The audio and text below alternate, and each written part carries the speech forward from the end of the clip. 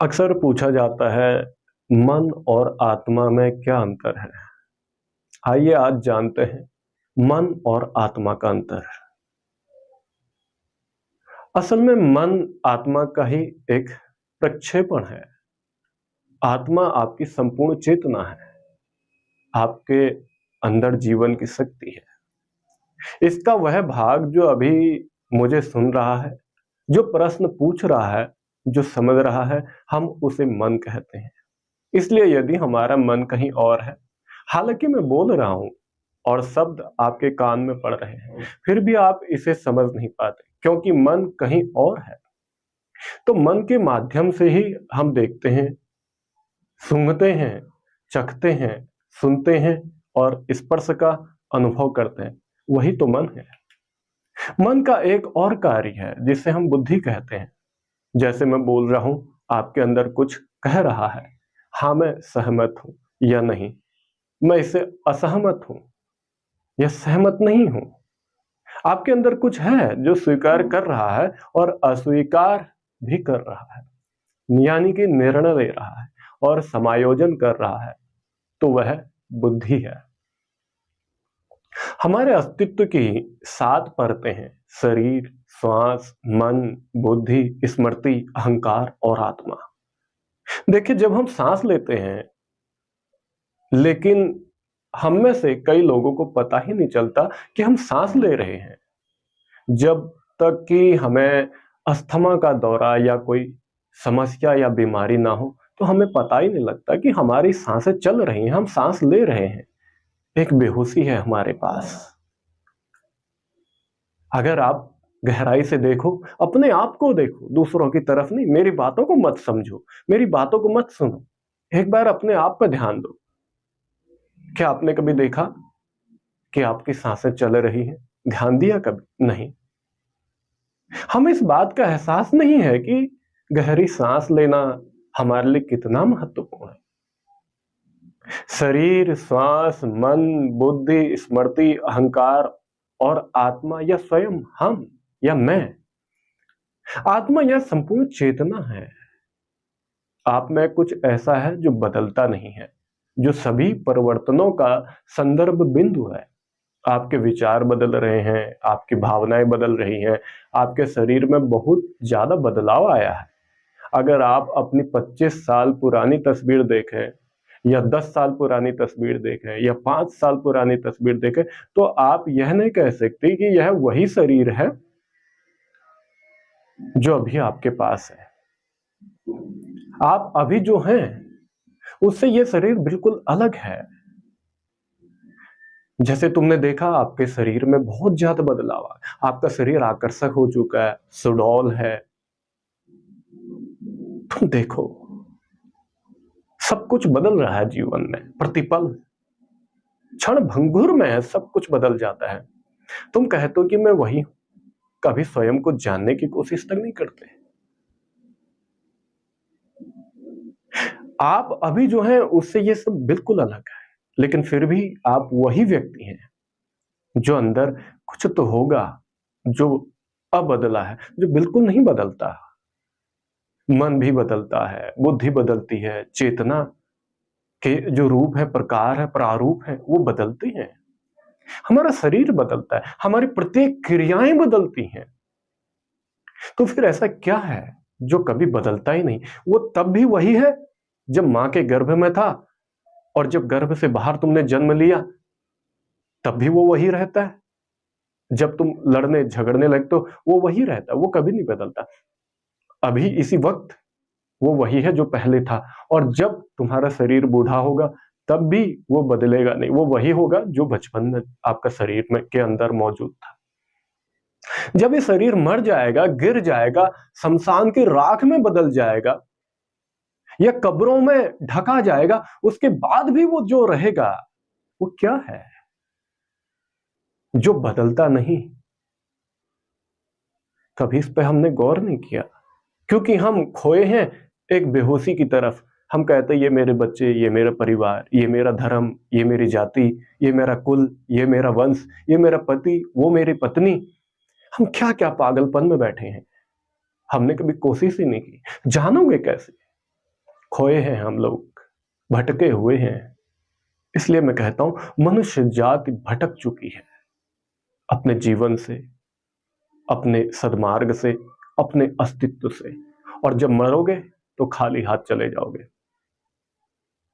लेकिन फिर भी आप वही हैं जो मां के गर्भ में मौजूद थे, और जब ये शरीर मरेगा उसके बाद भी आप वही रहोगे। तो फिर वो क्या है?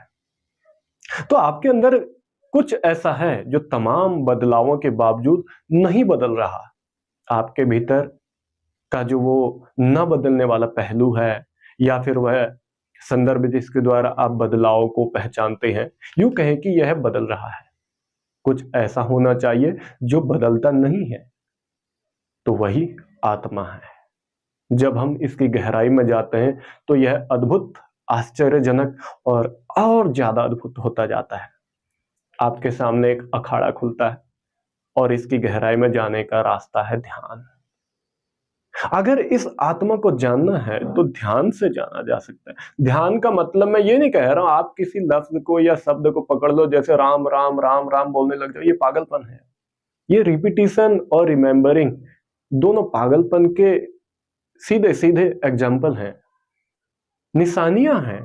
मैं कई बार देखता हूं कई लोगों को मंदिरों में, मस्जिदों में, चर्चों में, गुरुद्वारों में, अपने घरों में बैठ के राम राम राम राम, या रहीम रहीम रहीम रहीम, करीम करीम करीम करीम, पता नहीं क्या क्या क्या क्या बोलते हैं। आखिरी में उनको एक नशा हो जाता है। फिर जो उनका लफ्ज पहला निकाला था और जो उनका आखिरी लफ्ज था वो तो ठीक होते हैं उस रिमेंबरिंग में, उस रिपीटिशन में, लेकिन जो बीच का जो सारा था वो कूड़ा कचरा हो जाता है। कभी ध्यान देना, जो अखंड कीर्तनी होते हैं वो एक पागलों की तरह ऐसे लगे होते हैं, उनको कुछ पता ही नहीं है, नशे में है वो लोग। उनसे तो अच्छा कोई शराबी है, उसको इतना तो पता है कि मैंने पी रखी है। लेकिन ऐसे नशेबाजों को तो ये भी नहीं पता कि ये नशे में है। इनको लगता है ये भगवान का स्मरण कर रहे हैं, लेकिन ये स्मरण नहीं है, ये भटकाव है। अपने आप को सांत्वना देना कि मैं कुछ कर रहा हूं, सिमरन, सिमरन नहीं है। ध्यान का अर्थ है, जापानी शब्द है जाजिन, जस्ट सिटिंग, सिर्फ बैठना, उसे ध्यान कहते हैं। जहां से तुम्हारा मन, बुद्धि, सब कुछ मौन और शांत हो जाए। यानी कि इस आत्मा को जो जानने का रास्ता है वो सिर्फ और सिर्फ ध्यान है। मन और आत्मा के अंतर को अगर दार्शनिक अर्थ में समझना है तो उसको बहुत आसान शब्दों में समझना चाहिए। मन और आत्मा दोनों दार्शनिक शब्द हैं जो अर्थ में एक दूसरे से भिन्न है। मन वह स्थान है जहां हम आनंद की गणना करते हैं, जबकि आत्मा वो स्थान है जहां हम आनंद महसूस करते हैं। भौतिकवादियों के अनुसार दोनों में सूक्ष्म अंतर है। अद्वैतवादियों के अनुसार आत्मा निश्चय ही मन से भिन्न है। वास्तव में अद्वैतवादियों के अनुसार मन, आत्मा, या फिर आत्मा, मन, शरीर या कोई अन्य दृश्यमान चीज नहीं है। अनेक दार्शनिकों के अनुसार मन जबकि दृश्यमान नहीं है, जो भी आत्मा से भिन्न है वो फिर भी दृश्यमान न होकर आत्मा से अलग है। इसलिए इसे हम थोड़ा सामान्य शब्दावली में समझने की कोशिश करते हैं कि मन आत्मा से किस प्रकार अलग है, क्या अंतर है इनमें। आत्मा मनुष्य या जानवर का आध्यात्मिक या भौतिक हिस्सा है जिसे अमर माना जाता है, यानी कि न मरने वाली चीज है, ऐसा माना गया है। दार्शनिक विचारकों के अनुसार आत्मा एक शरीर से दूसरे शरीर में उसी प्रकार गति करती है जैसे मनुष्य अपनी कमीजें या फिर कपड़े बदलता है। आसान शब्दों में कहें तो हम कह सकते हैं केवल शरीर नाशवान है लेकिन आत्मा अविनाशी, यानी कि शरीर हमारा मरण धर्म है। शरीर मरेगा, नष्ट होगा, सड़ेगा, गलेगा, सब कुछ होगा, बदल जाएगा। लेकिन आत्मा या जिसको रूह कहते हैं, वो कभी ना मरेगी ना कभी बदलेगी। वो वही होगी जो निरंतर शाश्वत है। आत्मा शरीर से अलग है। मन की स्थिति से आत्मा प्रभावित नहीं होती। आत्मा पाप पुण्य से अप्रभावित रहती है, अप्रभावित। दूसरे शब्दों में अगर ये कहा जा सकता है कि आत्मा पाप से वैसे ही अछूती है जैसे कमल का पत्ता पानी से अछूता रहता है, कमलवत। आत्मा चिंतन की क्रिया नहीं करती। इसके अलावा यह माना जाता है कि आत्मा सार्वभौमिक शाश्वत सत्ता का एक हिस्सा है जिसे निरपेक्ष कहा जाता है। पूर्ण परमात्मा इस ब्रह्मांड में मन सहित हर चीज को नियंत्रित करता है। आत्मा में कोई विचार नहीं है, जैसे कि दैनिक जीवन में हम आत्मा शब्द का प्रयोग व्यक्तिगत या कोई व्यक्ति के अर्थ में करते हैं। जैसे उदाहरण के लिए, उस समय घर में कोई भी प्राणी नहीं था। अब इसे थोड़ा समझने की कोशिश करें। यहाँ आत्मा का तात्पर्य उस अमर सत्ता से नहीं है जिस पर लोग विश्वास करते हैं। इस वाक्य में आत्मा का अर्थ कोई है। परिणाम स्वरूप इस वाक्य का अर्थ होगा उस समय घर में कोई नहीं था। दिमाग व्यक्ति का वह तत्व है जो उन्हें दुनिया और उसके अनुभवों के बारे में जागरूक होने, सोचने और महसूस करने में सक्षम बनाता है। मन शरीर के भीतर है, आत्मा के विपरीत। मन पुण्य और पुण्य कहते हैं जिसको, और पाप दोनों से प्रभावित होता है। भले ही किसी निश्चित समय पर मन को पुण्य से स्पर्श न किया जाए, परंतु मन को पाप अवश्य छू जाता है।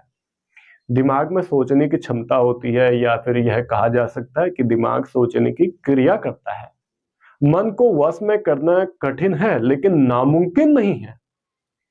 यदि इसे ठीक से नियंत्रित नहीं किया गया तो इसमें 1000 हाथियों जितना बल आ जाएगा। जैसे ही मन सोचने की क्रिया करता है, मन पर विचारों का आक्रमण होता है।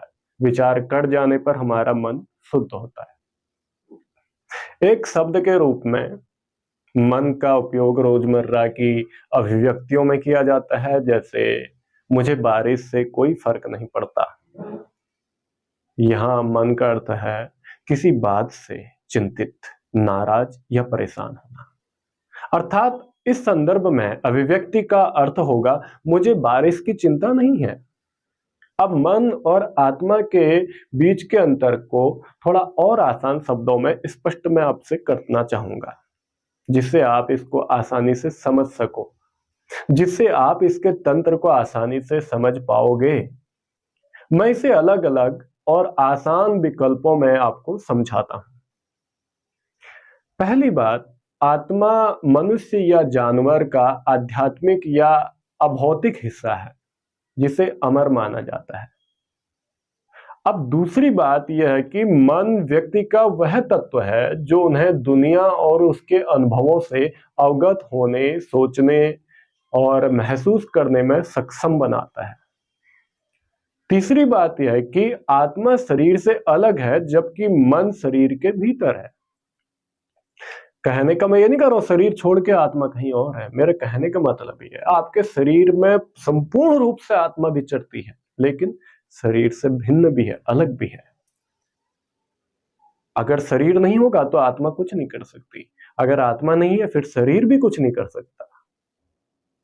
चौथी बात यह है कि आत्मा अमर है और पुण्य और पाप से अप्रभावित है, जबकि मन पुण्य और पाप से हमेशा प्रभावित होता है। पांचवी बात यह रहेगी कि आत्मा के विपरीत मस्तिष्क सोच सकता है, हमारी बुद्धि तर्क कर सकती है, विचार कर सकती है। और छठवां मैं आपसे बात करना चाहूंगा, आत्मा नाशवान नहीं है जबकि शरीर नाशवान है। मेरे कहने का मतलब यह है आत्मा मरती नहीं है, आत्मा को मारा नहीं जा सकता, आत्मा को जलाया, गलाया, सड़ाया नहीं जा सकता, जबकि शरीर को जलाया भी जा सकता है, सड़ाया भी जा सकता है, गलाया भी जा सकता है, काटा भी जा सकता है और शरीर को मारा भी जा सकता है।